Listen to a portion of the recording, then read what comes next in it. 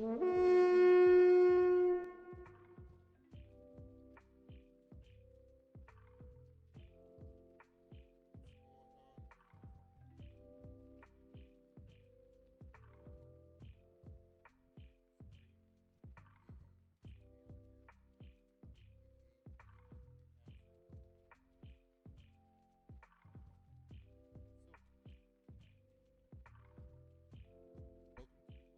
10th episode.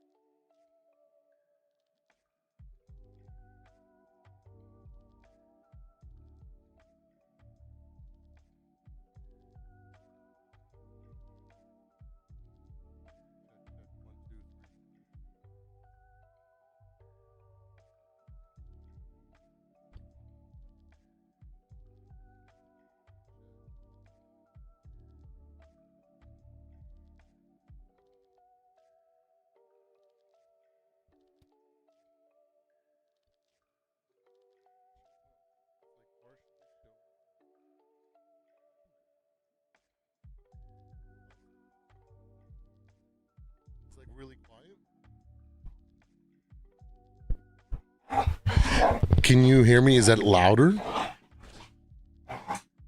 Oh, wait, hold on a sec. Maybe at some point.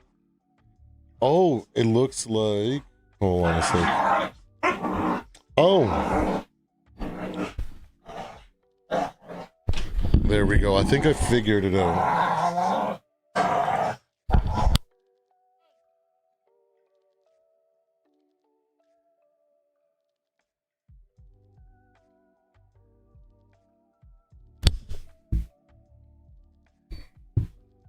All right, okay. I guess when I was moving around my stuff, and my dogs are going crazy. Wow, you gotta love when crazy stuff goes on in the during live streams. Anyways, good gravy. Now it's really loud. Let's see here. Is that better? Is that too loud? Perfect right there. Okay, good. That is weird. I guess I must have hit that dial when I was moving or taking everything apart last night. But anyways, let's head back. Let's kind of restart with the recap. Thursday night, Seahawks and I know, right? Thursday night, 49ers and Seahawks. A bit of a lopsided game there. Seahawks are really hurting with these injuries to their secondary or to their defense in general. They just couldn't do enough, and that late game interception by Geno was just too much for them to overcome. Bears Jaguars. I woke up pretty early to see this game because I was curious to see how a full game played out. Plus, I was also curious to see how Trevor Lawrence and the Jaguars would do after last week's performance. And there was a little bit of there's a lot that's lost in the when you don't watch the full game and you watch the 40-minute condensed version with these games. So I was able to see that the Jaguars were actually able to give Caleb Williams a bit of a hard time throughout the game. But for the most part, Caleb Williams was able to be dynamic when he needed to be. After he struggled on a few drives, he was able to rein it all together, put the offense working, and he got a couple nice passes, 2 touchdowns of Cole Kmet, 2 touchdowns of Keenan Allen, a couple nice scramble plays, one that ended up over to Cole Kmet that was just beautiful. So all in all, a really good performance. It looks like he's way ahead of schedule than what I had anticipated going into the season. As for the Jaguars, man, holy moly. It is looking... Let me see here. Is that... Am I cutting out a little bit? Maybe I had it pointed below my mouth, I think. Anyways, so...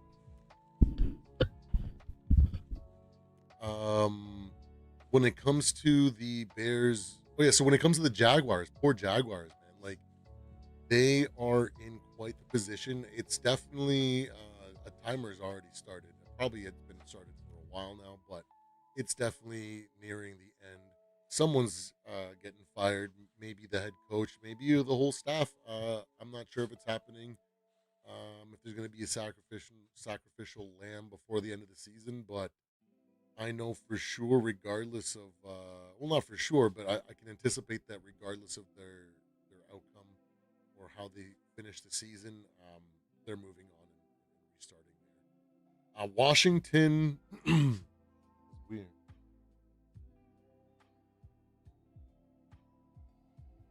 Washington, weird. I think it's probably my compressor and stuff like that. I still have to tweak some settings, but hopefully, maybe I just gotta like speak right into it. So, the next game, yeah, I watched. So yesterday we streamed, me, Zoe, and Catch streamed the Ravens and Commanders game. That game was something else. I thought it was gonna be like a straight shootout. I didn't anticipate a defensive game to start the game. It's unidirectional, so it's supposed to be. So I think it's just my positioning on where I look I think I'm just like talking not in the right direction. So it's just something, probably tradecraft.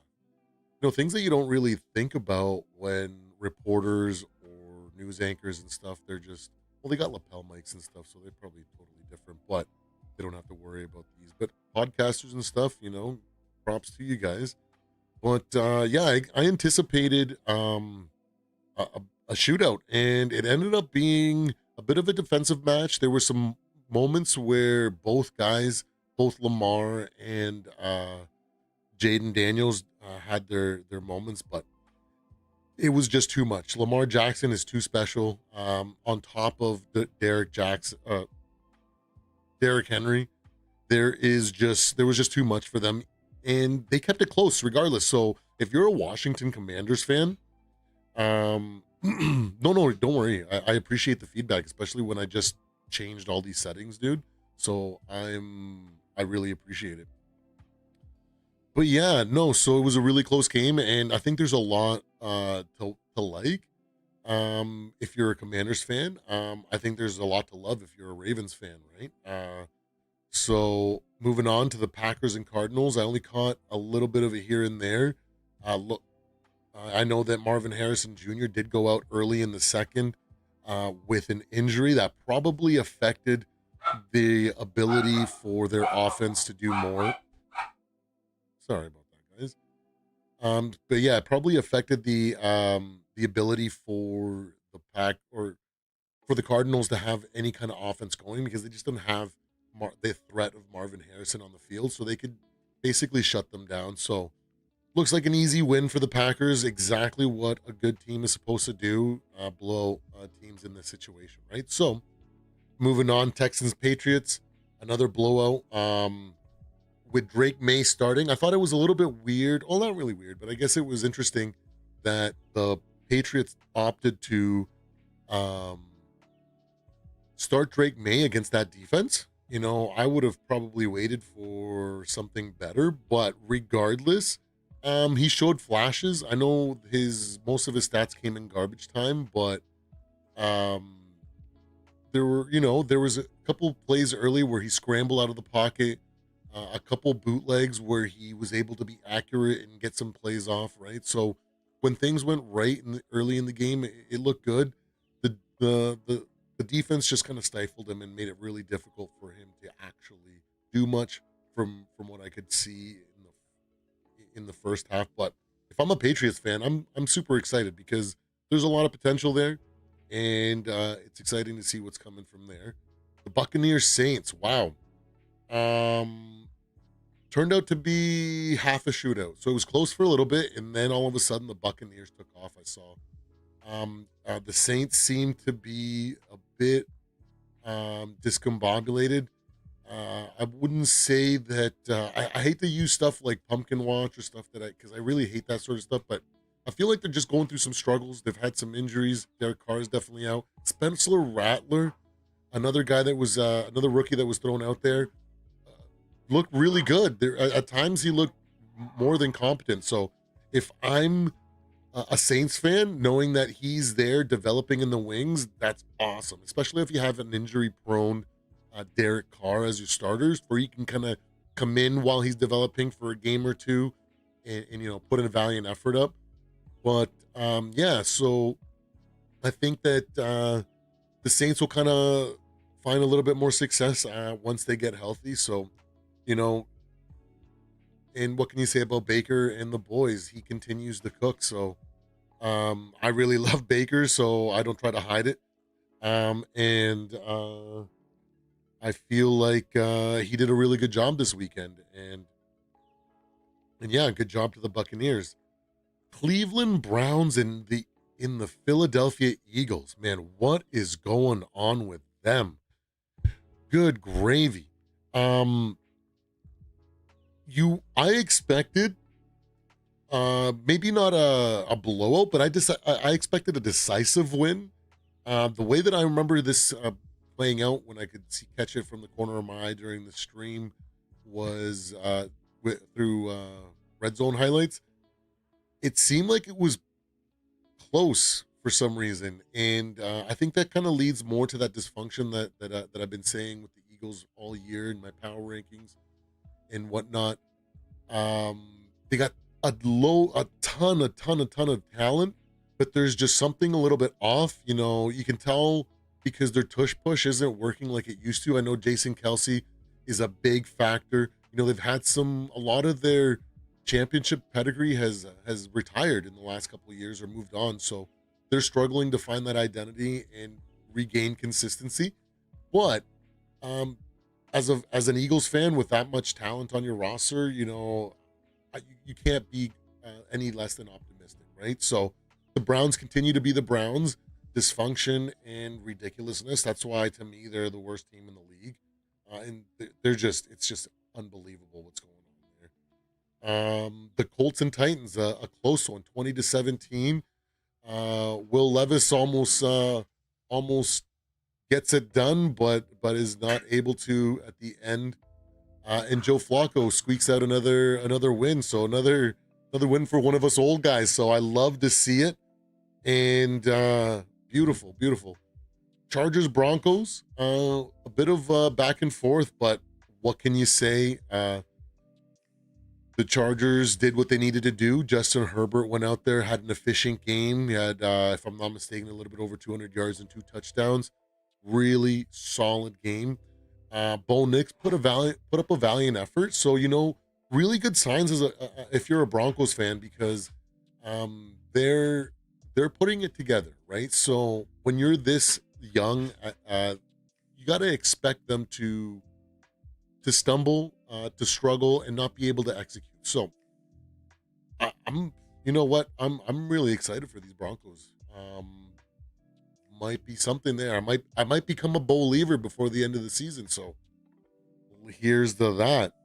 And Steelers Raiders. Steelers go in there and do what they needed to do. They are on paper superior team. There might be a little bit of question marks here and there by pundits and media, as well as maybe other personalities and stuff like that. But overall, they got solid coaching. Mike Tomlin, can't say anything less than that. Winning, one of the most winningest coaches in history. Continues to prove why he is that, right? And they, take another, you know, solid win against the Raiders. Falcons, Panthers, Kirk and the boys. Somehow, my goodness, is it 2022? Kirk Cousins and the Falcons, to me, are exactly like the 2022 Minnesota Vikings. They seem to play down to their opponents. They're close when they don't have to be. And they're full of exciting finishes and games like Kirk with 509 yards. So, what can you say? They're winning games. Maybe that's just what you get when you have Kirk Cousins at quarterback. Maybe it's a little bit deeper than that with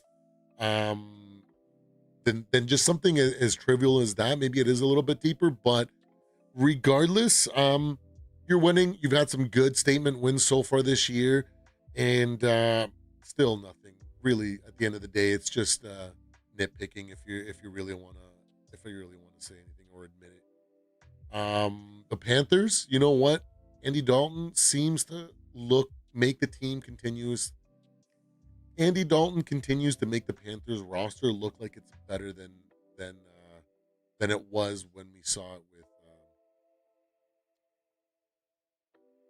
My gosh, what's his name? That boy, he's so forgettable. Bryce Young. And so, I think it's going to be part of the course. It's kind of interesting that they kind of kept it close for a while, but it is what it is. And last but not least, or second last, the Lions and Cowboys. So we got the Lions just blowing out the Cowboys. Exactly what a top 3, top 5 team should do. Impressive nonetheless. Aiden Hutchinson goes down with a broken leg and is expected to miss the rest of the season. What a terrible loss. I hate watching injuries. It just makes me cringe. But and it's so sad because I always go to think like, man, his family's watching, so I hate it regardless of who it is. And so I hope there's a lot, I hope he heals and his recovery goes well, and all the best wishes to him and his family. Cowboys, how about them Cowboys? You know what? This year they might have fallen. They might be falling out of my position that I have with them, where they're a gatekeeper for the teams vying for the top 12, top 10. After this loss, uh, I just felt, I think I felt a little bit of that despair that Cowboys fans feel like, and it wasn't fun. So I can only imagine what it's like in Dallas right now. I feel really, really bad for them, but it is what it is. These boys need to get healthy. We know they didn't have Micah Parsons, they didn't have Eric Kendricks out there, but um, yeah, like they are really dysfunctional. Um, I have a clip ready for an upcoming upload later on this week, where Luke Kuechly talks about the Cowboys and makes a pretty shocking comparison. So stay tuned for that video. And last but not least, the Bengals and the Giants. What a weird up and down game, right? Holy moly, they are Barber about to be 6-0 is right. What an up and down and crazy game that this Sunday night football game was. The Bengals played down to their opponents. Maybe they're coming off a little bit of a hangover after, such an incredible shootout last week and putting up so many points. Or maybe it was the defense, the Giants defense, that really put a wrench in their offense regardless. They seemed to struggle at times, and but they did enough to win. The Giants, you know what? A lot of people are probably going to pile on and start, saying the "I told you so" to the Giants. But in my opinion, um, I think it's exactly where they need to be when you think about where they are in their kind of like development or growth. They're really, really young. Going into this season, they have a whole bunch of players that were new to their roster. They hadn't played with each other. Their coach is having some ups and downs when it comes to um, play calling, his ability to lead, clock management, all things that young coaches have to deal with and suffer from. We've seen it for decades now. So there's going to be games that are going to look like this, where they're going to have multiple chances to either tie the game or take over the game. There was early in the game, there was moments where the Giants could have easily been the ones finishing this game 17-7, and they just couldn't capitalize. The Bengals defense was able to do enough, and it's just those types of growing pains that you see from young teams, especially when they got their dynamic playmakers, injured as well. So that played a big factor. But regardless of the fact that they had some injuries, the defense played pretty good. Burns had a couple of highlight plays there. It's just there wasn't enough execution. And when you're at that stage, a young team or developing team, when you're nowhere close to having a playoff pedigree or anything like that, um, efficiency is going to be something that you're going to struggle with, right? There's going to be games like we saw last week where they looked more than competent because their talent and the roster does have some really good players. But then you're going to have games like this week where they're just seem inept. But I still have a lot of hope and faith that they're gonna maybe not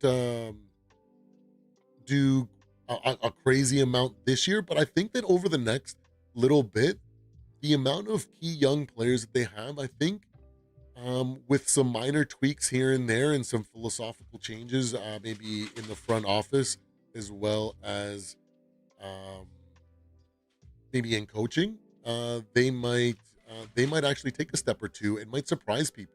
So, not to mention there might even be a change at quarterback that might help open up some cap space to really make some changes to help. Uh, my dog's got into something here, but so yeah, that brings me to the meat and potatoes of this podcast, which is the Ivan Pace Spotlight. So give me 1 second, guys. I'm gonna set up and move over to that camera. Shout out to Skull, Lefty, everybody that's hanging out. Give me 2 seconds. I gotta grab this for my dog and then move over.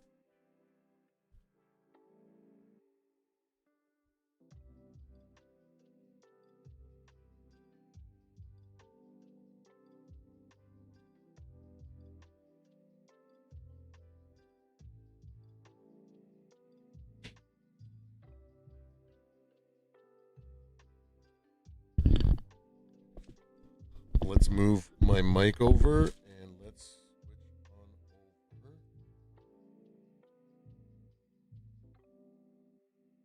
tablet over. So we're over here now in this view, and we're gonna start. Oh man,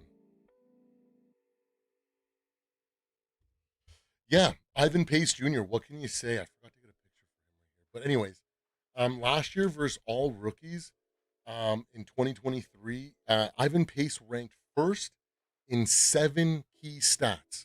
These are huge, you know. So he was first in total sacks, uh, total tackles, total pressures, quarterback hits, forced turnovers, defensive stops, and touchdowns allowed.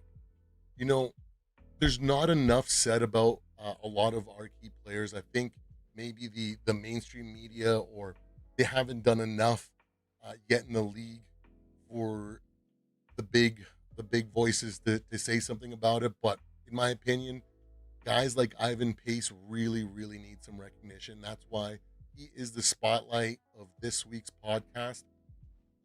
And yeah, just like it was going, let's go through some more of some cool stats that I found while prepping for the video that I lost the script for.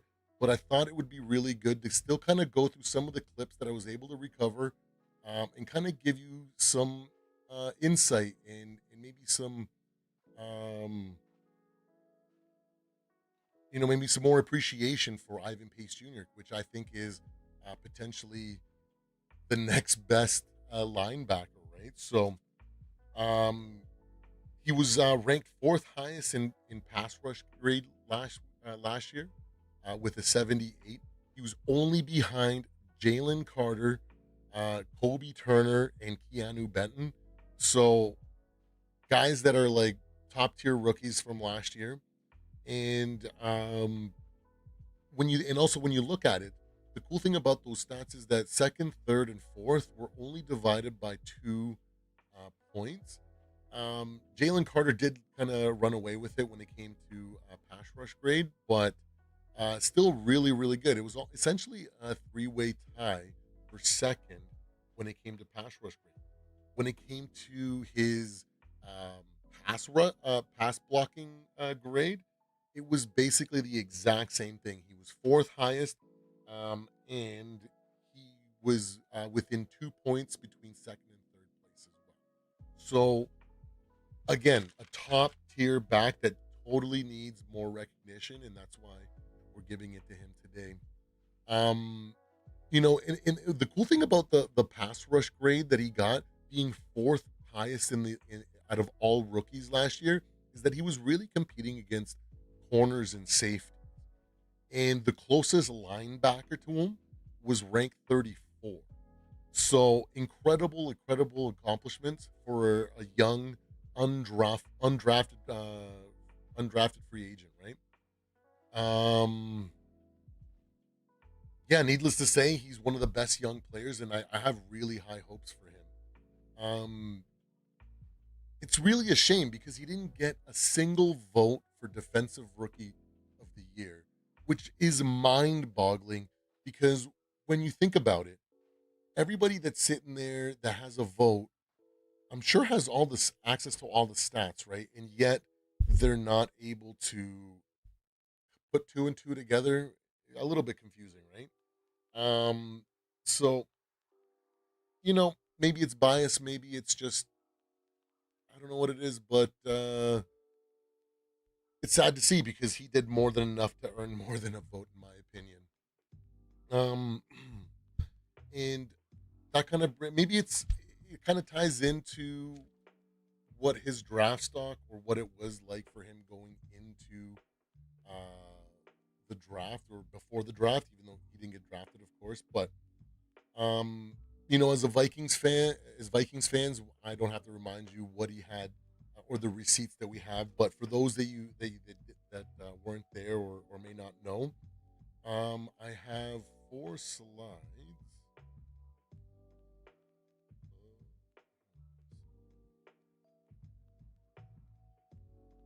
This here.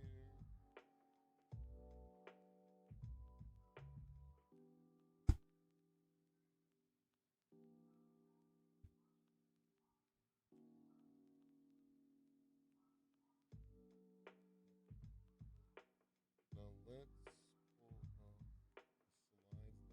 up the slides that I have. One thing I forgot.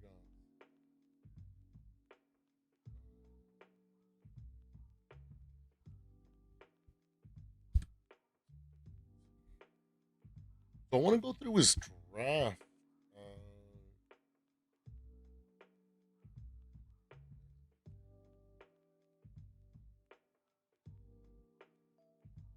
Here we go.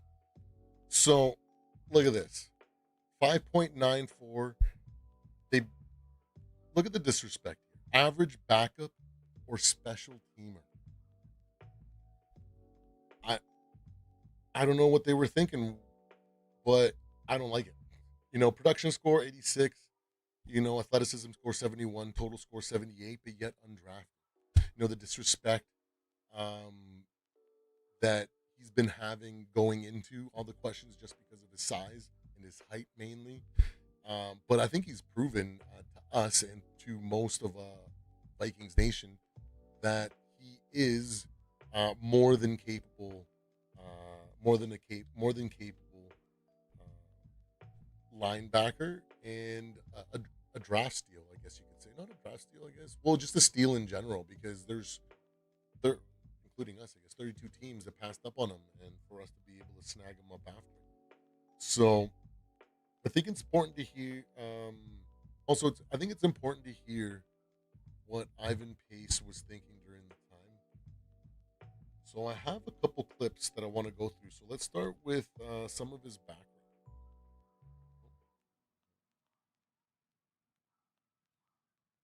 I always played up when I was growing up, like people older than me. So just being that smaller guy on the field, I just had to do what I had to do and beat them. Right? A little bit of insight to what it was like for him as he grew up, right? So that he's been dealing with it for a long time, and it sounds like he's developed skills that are going to help him against bigger guys, right? And coupled with more coaching and guidance, like from his teammates. So just him being a smaller guy in the league and him being explosive and like a missile shooting downfield, that's the same way I play too. Right? So the teammates that he had in Cincinnati, as well as the coaching staff, was able to give him great insight and crucial guidance.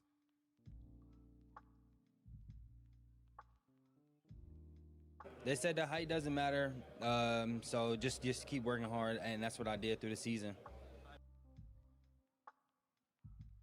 And since then, Ivan has been proving the doubters wrong.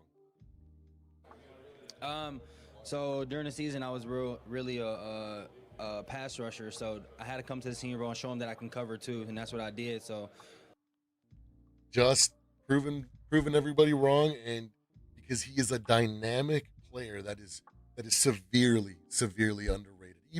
Even after our 5-0 start, even after the things that he was able to do last year, um, doesn't get enough credit in my opinion. I just got relentless effort. You pull up any film, you can pull up somebody else's highlights. I'm gonna be in the shot. Like every play, you'll see number 0. Man, I love this kid. That energy, that that drive is what has skyrocketed him from undrafted to starter, which is incredible. And he's also a key contributor to this Minnesota Vikings defense. My strength as a player, I'm a real versatile player. I can play all over the field. I could be a great blitzer, a coverage dropper. I can play on the line, play on the edge, mostly anywhere on the field.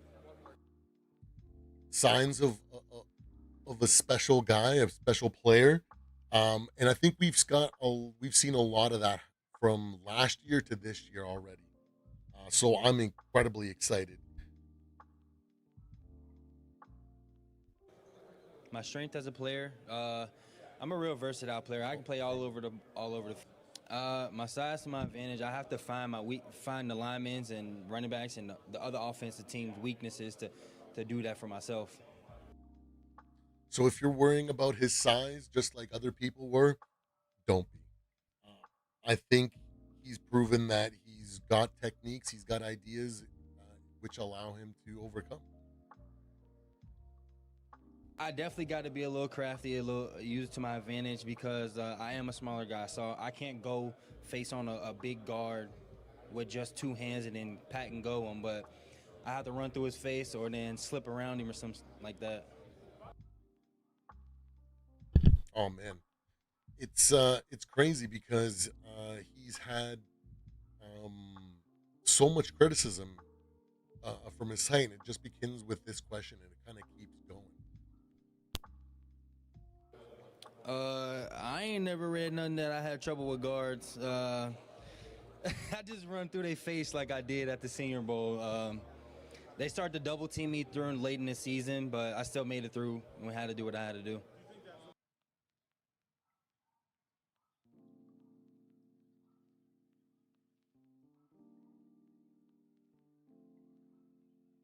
Like I was saying, I did that at the Senior Bowl. Like there shouldn't be no flaws left for me to pick out besides my height. That's it.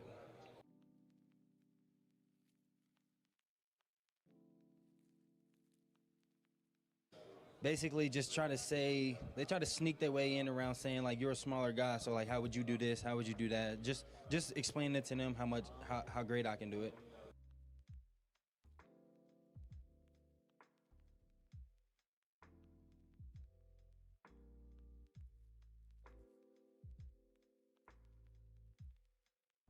I don't know about them basketball players. That's probably from some corners or wide receivers. But if you're gonna be a linebacker, you need to go wrestle.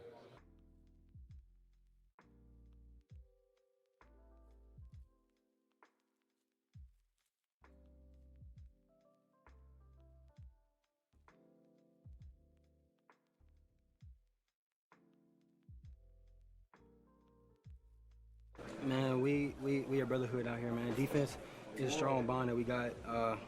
We go out there and play every play, man. We stop them from making touchdowns. We stop them holding the field goals.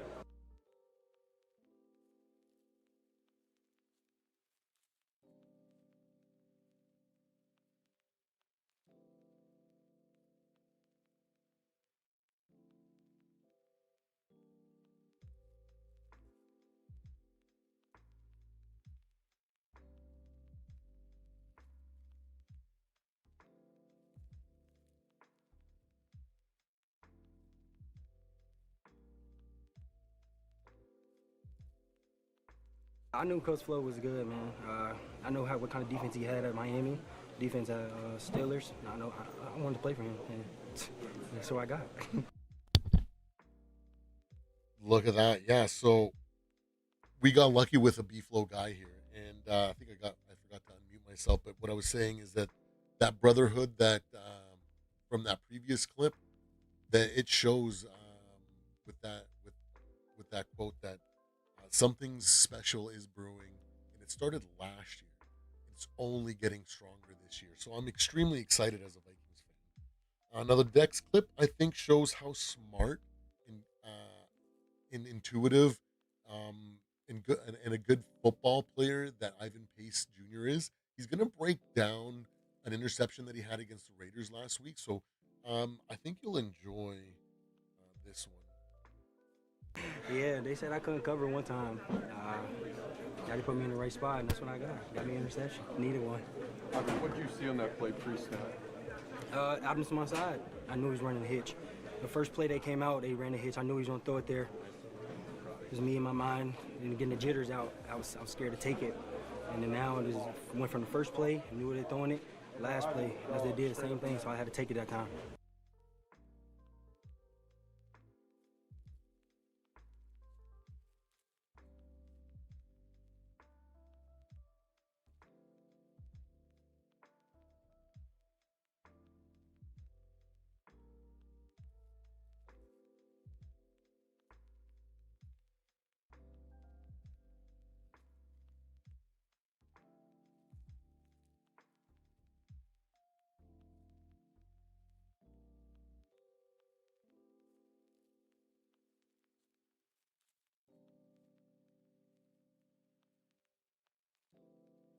I don't know if any of y'all saw it, but I said y'all done effed up when they didn't draft me and shown them.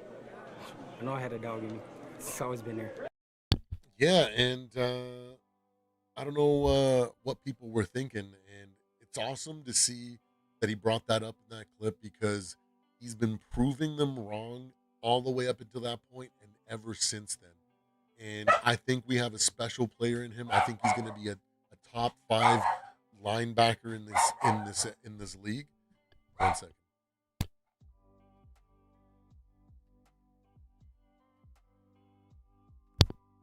Yeah, I think he's going to be a top five middle linebacker in the league, and we're lucky to have him. So I can't. I'm so happy. And then if that doesn't give you guys confidence in Ivan Pace Jr. in this defense and Brian Flores in the amazing things that are happening, I don't know what will. And let's see here. I've been calling plays since college, man. Ain't no different than looking from the sideline, getting the signals. It's just on my helmet now. Now I just got to spurt them out. And everybody can't see the signal, so I got to tell them. Just got to have that confidence in me. That's awesome. It's incredible to see that for an undrafted player and a rookie to be out there for when Knicks went down last year. Brian Flores had so much confidence in him based on his ability and what he has shown on the field and in practice.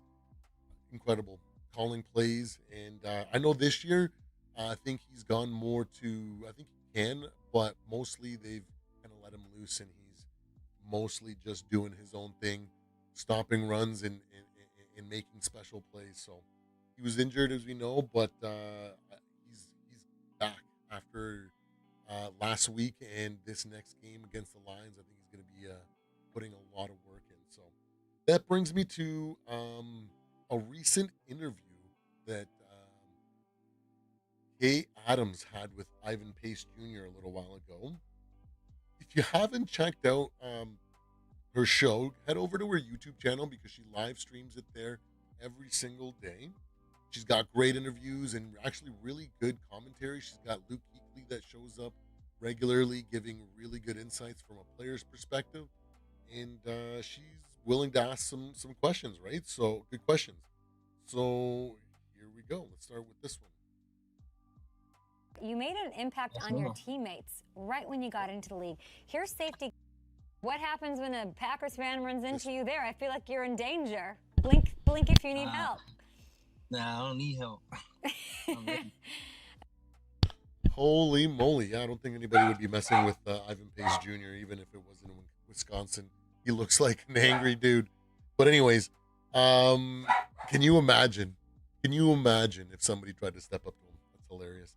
But this next clip is awesome. And shout out to Cam Bynum. You made an impact on your teammates right when you got into the league. Here's safety Cam Bynum and what he said was his first impression of you. Listen. Yeah, he's kind of crazy. It's a screw loose. It's one thing that we saw like early, like, okay, yeah, this kid's wild.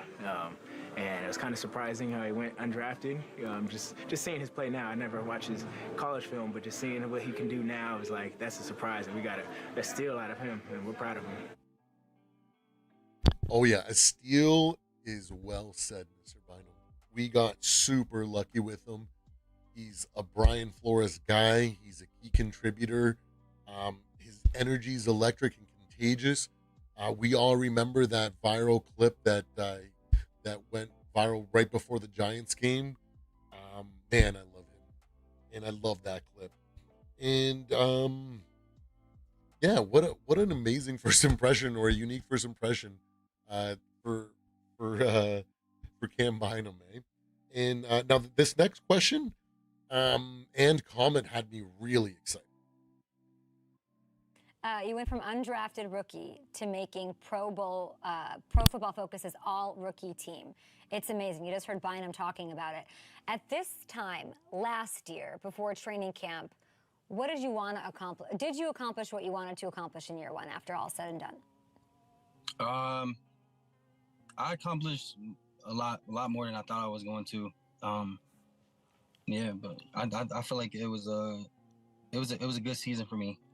Just going out there and balling and knowing what I can do, and just people having doubts for me, and I knew I would overcome all that. So yeah, I think I did pretty good. There's some metrics that say PFF has this. Only 2 linebackers had grades over 77 for both coverage and pass rush last season, and you were one of them. Do you know who the other one was? No, who was it? Fred frickin' Warner. Man, he a dog too. My goodness, man. We have ourselves a key foundational piece. Super young, all the talent that we need. Incredible.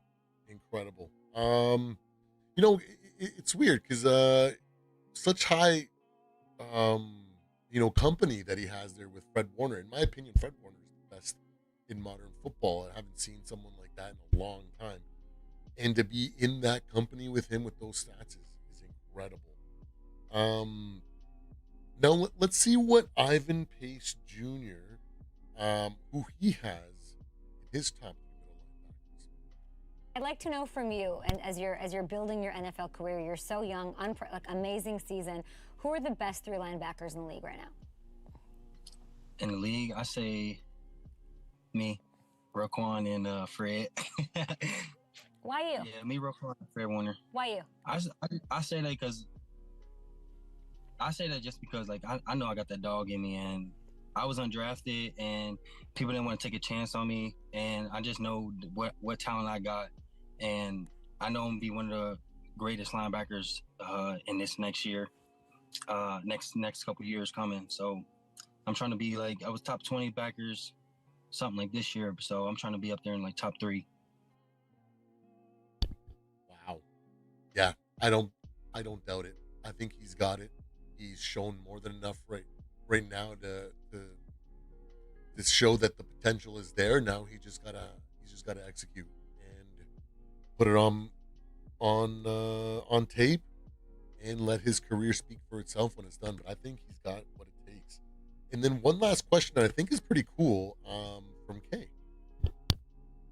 Is being undrafted a superpower? Like, yeah, it gave you more like, all right, they don't believe in you, so let's take this chance that they giving you and making the team and then showing out.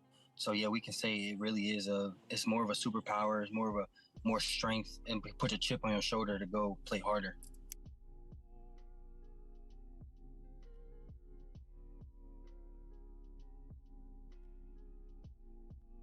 What a good question by Kay Adams. Yeah, go over and check out her channel if you haven't. They live stream every day. She's got interviews with players. She has really good commentary as well, and she's willing to ask questions. And sometimes some of the questions she'll ask might be skewed a little bit to like the complete casual football player, maybe because that's just her perspective. But it's always mixed in there with a bunch of really, really good football questions and really good commentary by guys like Luke Kuechly that are frequent contributors to the show. So check it out. And let's quickly get caught up. Skull with the chat here. Lefty, hopefully you're still here. Thanks for hanging out. I hope you guys like that spotlight on Ivan Pace Jr. And I'm hoping that I can still kind of make that into a full video when I get a chance to, with highlights and everything. But I thought it'd be cool to still give him some props, because I think he really deserves it. So Skull for Barber, thanks for hanging out with us. Lefty, everybody, awesome. And all the lurkers as well. Anybody that doesn't want to say hello, I appreciate you guys too. Now it's time for a quick Vikings.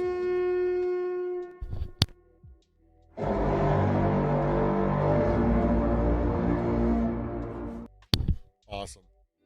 All right. It's time for, oh man, I totally forgot the points of the arguments. But we're going to do a live receipts video. Normally I do just an uploaded scripted video for this with some sort of point, but we're just going to roll with it because we're going to look at Mahomes Mountain from last week. Let's head over to Mahomes Mountain. Hey, everybody, headed up to Mahomes Mountain. I know what you're saying. Oh, I thought you had to climb the mountain. Totally agree. Most quarterbacks do. But Joe Flacco's 45 years old. He's in the back. He deserves a spot. He came late. So without further ado, it's a Week 5 edition going into Week 6 of the best segment in all of sports that ranks quarterbacks. It's Mahomes Mountain. Wow. Flying off. Wow. I'm out of there. Oh. You know what?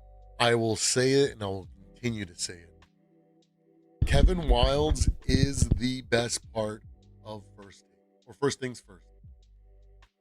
His color commentary, his sense of humor, the bits that he's willing to do, the costumes that he's willing to wear just to make a point is awesome. I think that he should probably he could probably do a lot better with some better co-hosts. Well, actually, Broussard's not that bad. It's just Nick Wright with his really poor man's attempt at being Skip Bayless. It just really irks me, I guess. It just bugs me. But either way, let's move on. There is no bigger fan of pumpkin mode than me. Brew mentioned it a few years ago. I took it. Turned it into a full brand, tried to sprinkle it all over the show. And I know that Sam Darnold is always pumpkin mode adjacent. He hasn't gone full pumpkin mode. Did he play great against the Jets, who have a great defense? No, he didn't. But the Jets defense only given up 136 yards a game. But they still won. You said Patrick Mahomes undefeated. Yeah, guess who's the only other quarterback there who's undefeated? Maybe Flacco's undefeated, not sure. It's Brock Purdy. No, it's sorry. It's Sam Darnold. People on his line. Wins, losses. 11 wins, 13 losses. Let's see how it shakes out. How many of those is Darnold responsible for? He's the only guy winning. He's carrying that whole line there on Mahomes Mountain. Look at his stats just by the numbers. He's not, I don't even know how far you have him down there, 20th or something. He's not 20th in anything. He's still good despite this bad game. And finally, Justin Jefferson, still unstoppable. Yeah. Had a good game. It was his worst game, and it was still a great game. He had 3 pass interferences and 1 illegal contact. Yeah. I'm going to add those to his stats and give them to Sam Darnold so his numbers go up too. The guy's undefeated. Okay. I know it's not quarterback wins mountain, but it's not.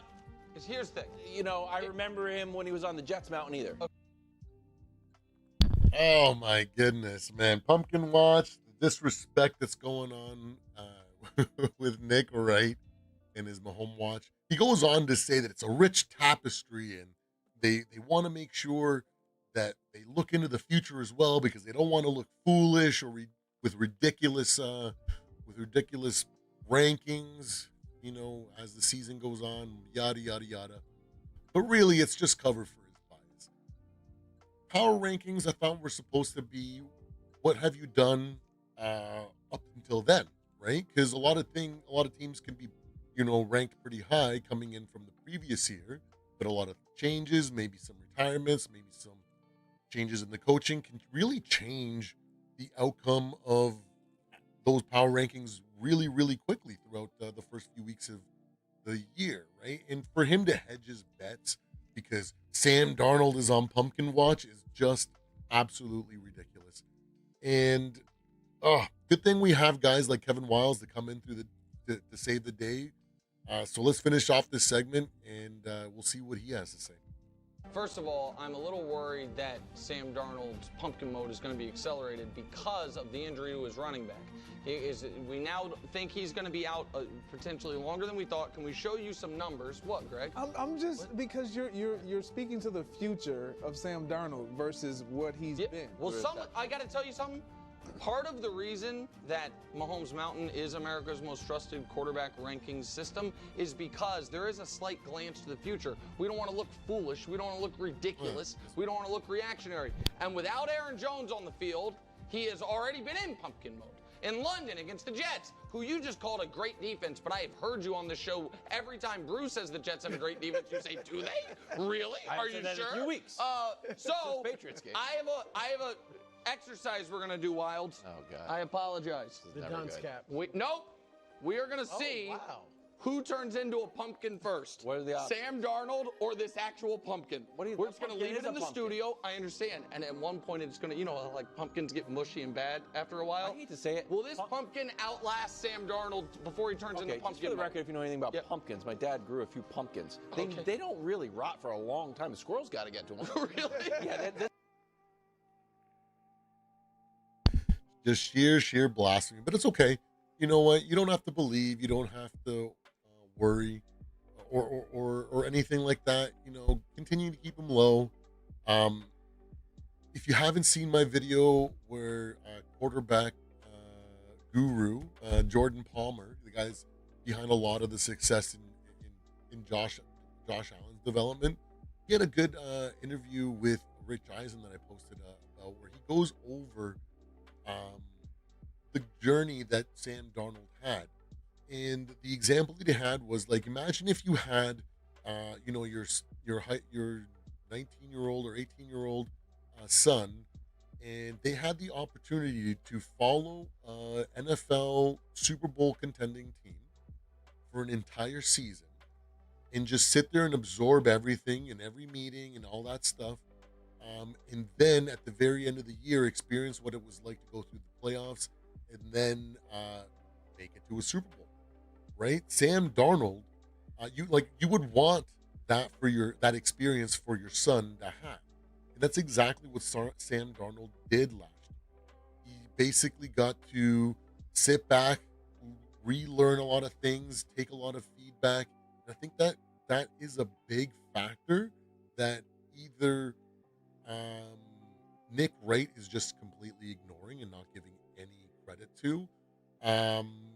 Maybe that might be the case, or not giving enough credit to. But maybe he is entitled his opinion, and if that's not enough for him to change or be optimistic in regards to his opinion on Sam Darnold, then it is what it is. But yeah, it's pretty weird how he continues to hate on Sam Darnold and the Minnesota Vikings like that. But the good thing about it is that it's not just a fluke. Okay? We've just like that previous video with Rich Eisen where he talks about his experience leading up to that Jets game and what it was like for him to experience what's going on in Minnesota. He came to the conclusion as well that it's not a fluke. There's a plan there. There's a lot of things that have been in motion for quite some time now. And I believe and I trust in that process. My goodness, we have trust the process now in Minneapolis, in Minnesota, with our Vikings fans. But I guess it's a little bit cliche now that some other teams have kind of worn it down. But it is what we're at, and what's going on defense, on offense, maybe a little bit of a work in progress at times. But it is designed to be at that stage, and they're more than doing what they need to right now. I don't see any reason to doubt the Vikings for the rest of the season.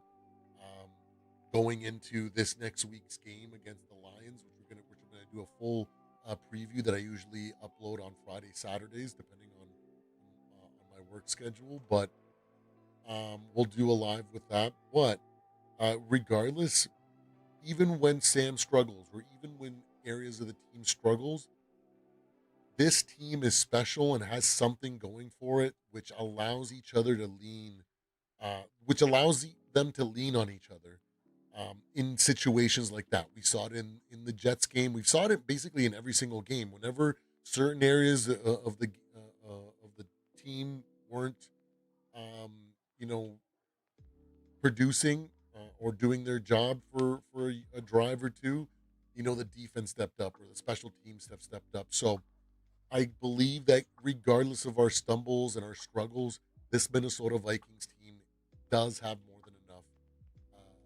going forward. And at this point, anything less than 11 wins is ridiculous to even say, just because we've already gotten some of the wins that most people would have been the hardest for us to get, right? So we're already starting 5 wins ahead. So now to get 6 more wins for the rest of the season, I don't think is going to be that difficult. I think it's even going to be easier for us to get 7, 8, 9. I honestly think we're going to finish Optimistically, I think we could finish at 15 wins. Realistically, 13, 14. So either way, we're one of the. I believe we're going to be one of the top teams in the division. So let's switch over to the main screen, and we'll wrap up and check in with chat and see what's going on. All right, guys. So we're here. We're back for the last leg of the show, and we're gonna finish with a Bills Jets preview. I hope you guys can hear me okay. Bills Jets. We got an interesting game. Two teams that should be surging after two really rough weeks for both teams, right? Josh Allen and the Bills caught a ruthless knockout blow or knockout punch thrown their way by Lamar Jackson and the Ravens. You know, they somehow stayed in the game. The backups weren't in after that. And Josh tried to make a game out of it, but it was just too little. And the Bills got blown out there last week with a devastating loss, a close loss to the Texans, which is another top 10 team. So there's nothing really to be ashamed when it comes to losing to the Texans, but they are coming off two bad games, and I expect them to be coming with everything. The Jets are in a similar position, but a little bit more based on discomfort, or not discomfort, on dysfunction. And so, so the Jets have been really rough. They fired their head coach, and usually in those situations, we've seen in the past, right? The Raiders in recent years, where they fired their coach, and immediately that following game they got a boost, and they seem to play above their level. That confidence, that energy that seems to come from that. So I expect an above average performance from them. And similar with top quality high roster or top quality teams like the Bills usually respond in situations like this where they're coming off two losses. So if I have to make a guess on what's going to happen here, wow, this is a close one. I feel like the game is still going to be a lot closer than people think. I think it's going to be a defensive first quarter.